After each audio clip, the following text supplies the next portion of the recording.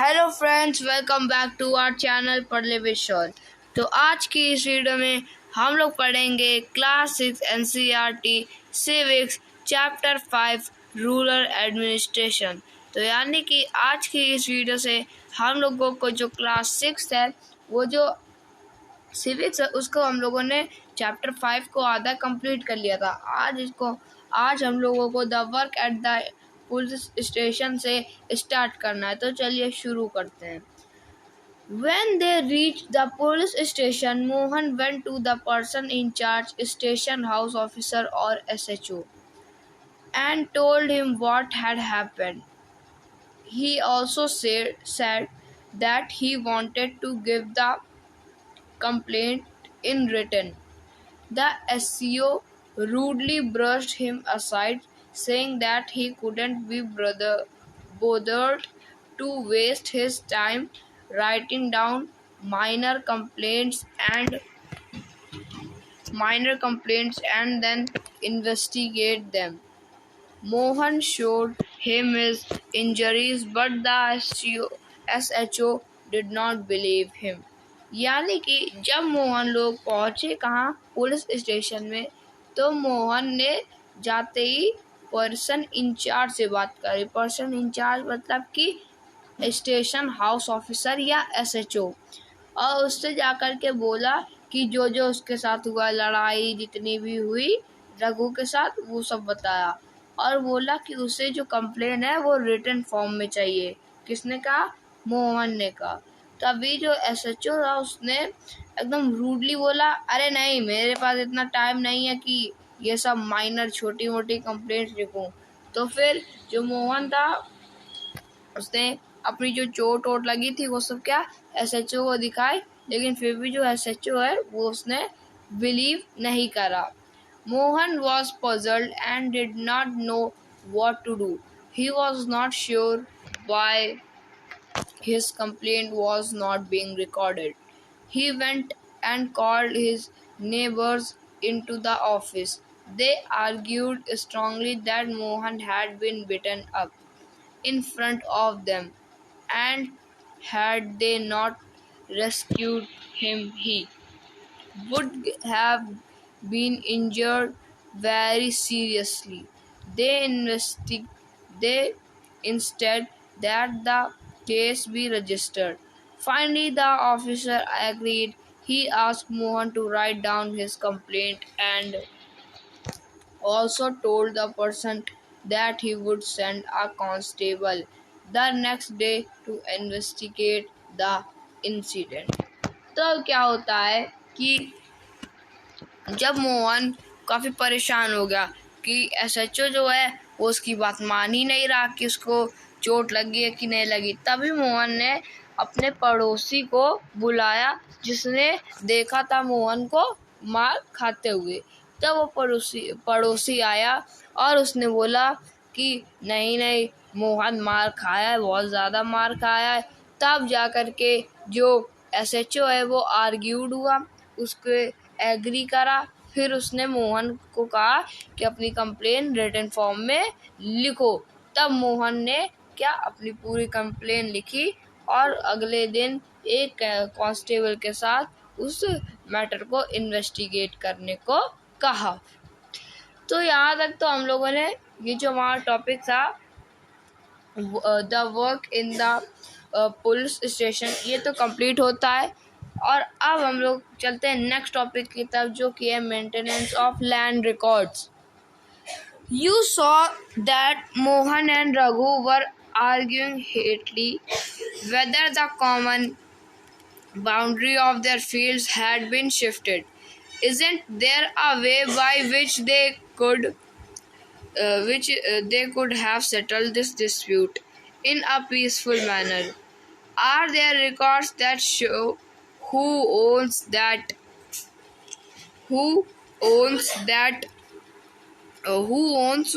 what land in the village? Let's find out how this is done.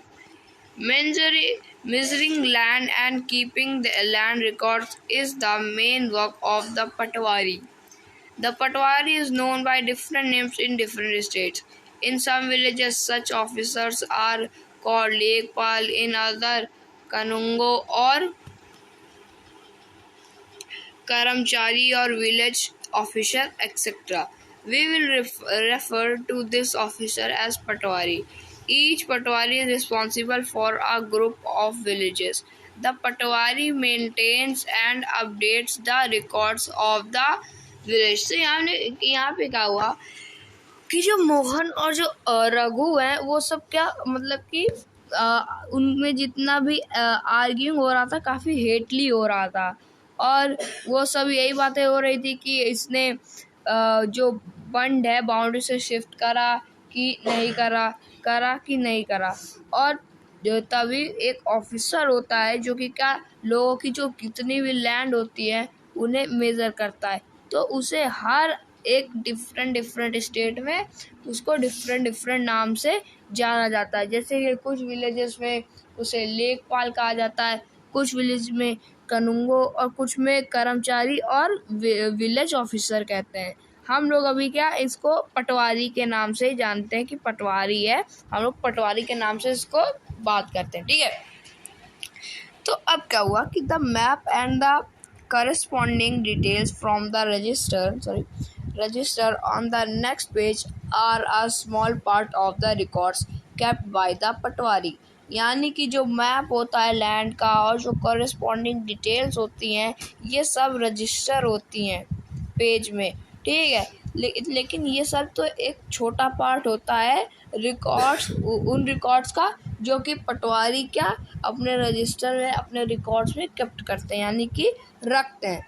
The Patwari usually has ways of measuring agricultural fields in some places a long chain is used in the above is instance, the Patwari would have measured both Mohan's and Raghu's fields and compared them with the measurements on the map. If they did not match, then it would be clear that the boundary of the field has been changed.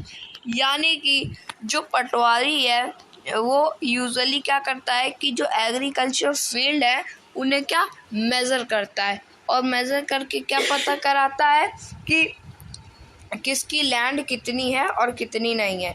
जैसे कि जो मोहन है उसकी land यहाँ तक है और रघु की लैंड यहाँ तक है। अगर वो मैप पे जब वो देखेगा और अगर वो तब उतनी ही रही तो इसका मतलब ये है कि बाउंड्री नहीं चेंज हुई है। अगर जैसा मैप में दिख रहा है और रियल में वैसा नहीं है तब पता चल जाता है कि जो बाउंड्री है वो चेंज करी गई है।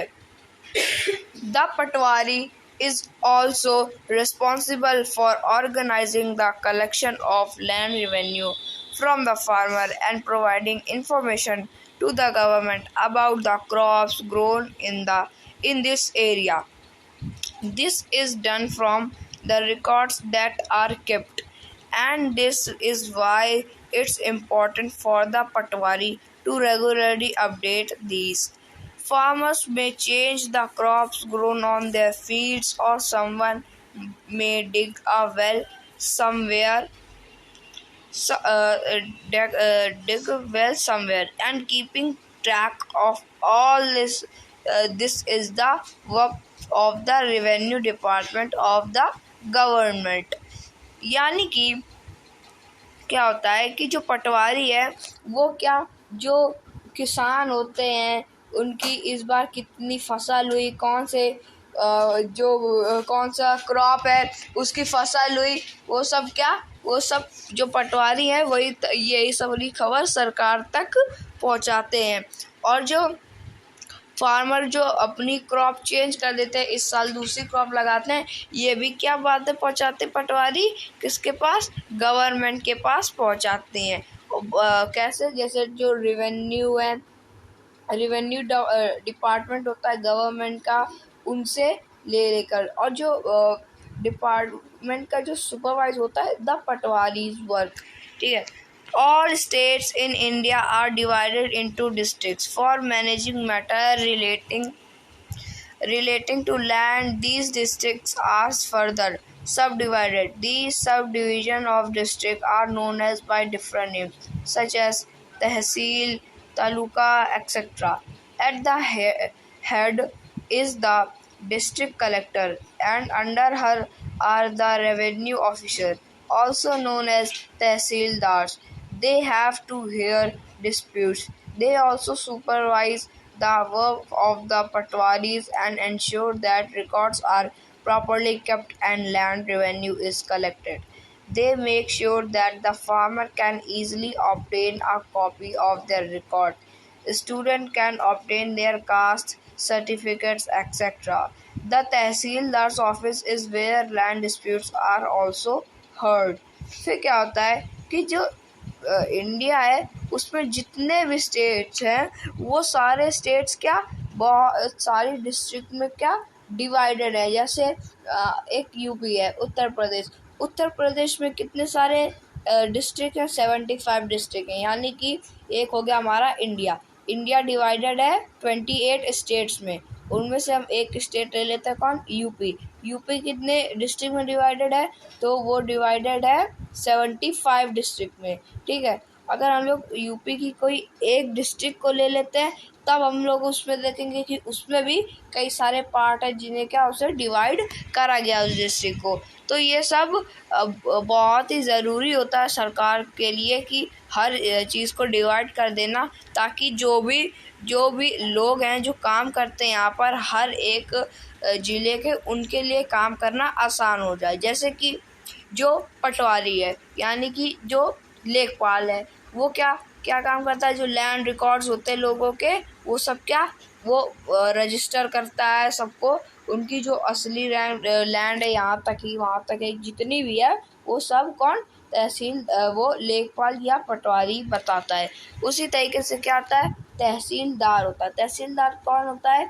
तहसीलदार वो होता है जो भी लेखपाल या पटवारी, जो भी लेखपाल पटवारी एक ही बात है, अब उसे पटवारी का या लेखपाल, तो ये जो जितना भी लैंड रेवेन्यू कलेक्ट करता है फार्मर से, ये सारा लैंड रेवेन्यू डायरेक्ट तहसीलदार के पास जमा करता है। और तहसीलदार ये सब अपने रजिस्टर में नोट करता है कि इस बार का जो टैक्स रेवेन्यू कितना आया सरकार तक, कितना मतलब कि सरकार को ये तहसीलदार ही क्या पहुंचाता है वो रजिस्टर। उसमें ये सब रजिस्टर करता है कितना रेवेन्यू कलेक्ट हुआ, कितना लैंड रिकॉर्ड है, कौन कौन सी क्रॉप को क्या उगाया गया। जो कुछ भी पटवारी जो इंश्योर करता है, जो भी इंफॉर्मेशन पटवारी आता है वो तहसीलदार अपने रजिस्टर में रजिस्टर करके गवर्नमेंट तक पहुंचा देता है। फिर क्या आता है? डिस्ट्रिक्ट कलेक्टर, यानी कि हर एक डिस्ट्रिक्ट होती है। जैसे कि आपको बताया हमारा इंडिया को 28 स्टेट्स में डिवाइड कर रखा है और एक स्टेट ले लिया यूपी, उसको हम लोगों ने 75 डिस्ट्रिक्ट में क्या डिवाइड कर रखा है। अब 75 डिस्ट्रिक्ट है तो हर एक डिस्ट्रिक्ट का क्या एक डिस्ट्रिक्ट कलेक्टर बना दे। कलेक्टर मतलब कि उसको जो कुछ भी काम है डिस्ट्रिक्ट का वो क्या काम करेगा? वही डिस्ट्रिक्ट कलेक्टर ही काम करेगा। और क्या सारे काम तो डिस्ट्रिक्ट कलेक्टर करेगा? नहीं, तो उस डिस्ट्रिक्ट को भी क्या कई पार्ट्स में डिवाइड कर दिया और फिर वो क्या तहसीलदार संभालते हैं। और जो भी डिस्ट्रिक्ट कलेक्टर के नीचे के पोस्ट में जो लोग होते हैं वो सब क्या उसे संभालते हैं। और जो तहसीलदार है उसका क्या क्या काम होता है? और ये तो उसका एक काम होगा कि कितनी लैंड रिकॉर्ड्स हैं ये सब नोट रजिस्टर करके जो गवर्नमेंट है वहाँ तक पहुँचाता है। और इसका एक और काम है क्या कि जो भी जितने भी लोगों के क्या स्टूडेंट्स हैं जिनकी कास्ट सर्टिफिकेट ये सब बननी होती है, सब कौन बनाता है? तहसीलदार। यानी कि आपको जब भी आप लोगों ने अपना जब भी कोई भी कास्ट सर्टिफिकेट बनवाया होगा तो आप लोग किसके पास जाके बनाते होंगे? तहसीलदार के पास बनाते होंगे। और तहसीलदार के ऑफिस में जो लैंड डिस्प्यूट होता है, जैसे मोहन और रघु का हुआ था, वो सब भी यहाँ पर जो मैटर है वो सॉल्व होता है, उनको सुना जाता है। तो यहाँ तक जो हमारा टॉपिक था वो तो ख़त्म हो चुका है। अब हमारा जो नेक्स्ट टॉपिक है वो है अ न्यू लॉ, वो हम लोग करेंगे नेक्स्ट वीडियो में। आज की इस वीडियो में इतना, मिलेंगे नेक्स्ट वीडियो में, तब तक के लिए थैंक यू वेरी मच।